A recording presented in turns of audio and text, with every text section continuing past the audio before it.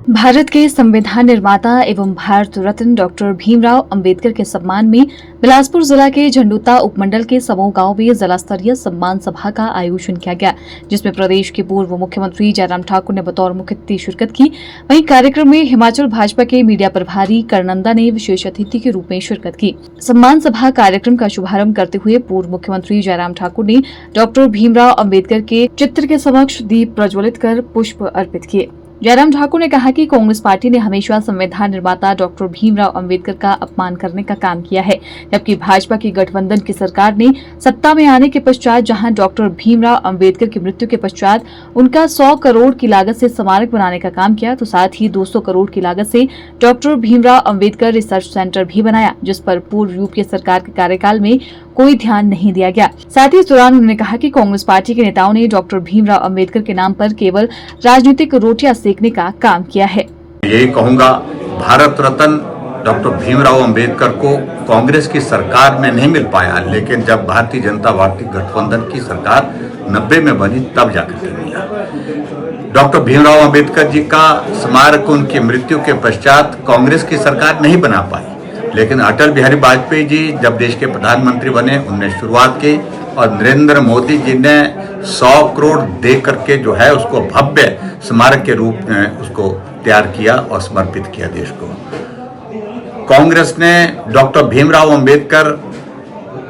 जी के बारे में जो उनके मरने के पश्चात जो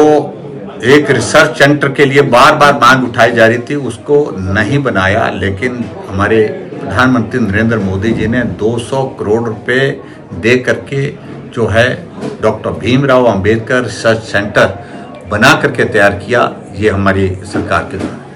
5 स्थानों पर जहां उनकी जन्म से लेकर के मृत्यु तक की यात्रा महत्वपूर्ण पंचतीर्थ के नाम पर उनको सम्मानित हमारे पार्टी के हमारी भारतीय जनता पार्टी की सरकार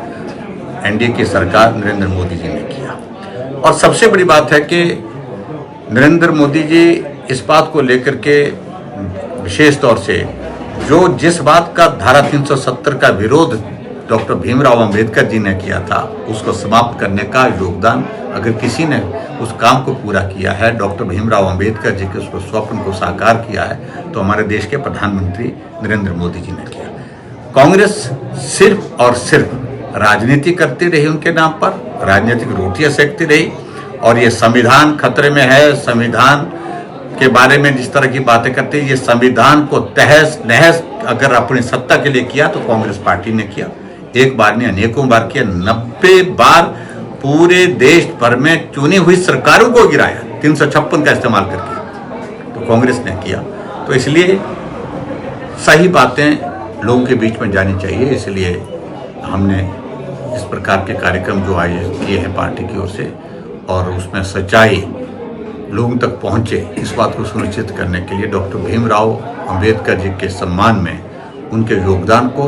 याद करते हुए अपनी बात कही है। देखिए, सरकार की गारंटियां तो अपने आप ही मुझे लगता है कि अब उनने छोड़ना शुरू कर दिया है और ख़ासतौर से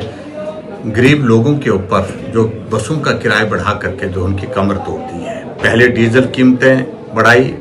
वैट बढ़ाया और पूरे देश भर में सबसे ज़्यादा वैट में अगर इंक्रीज किया तो कांग्रेस की गवर्नमेंट ने की। और अब बसों का किराया बढ़ा करके दुगना किराया करना, एक कदम 10 रुपए का हो गया,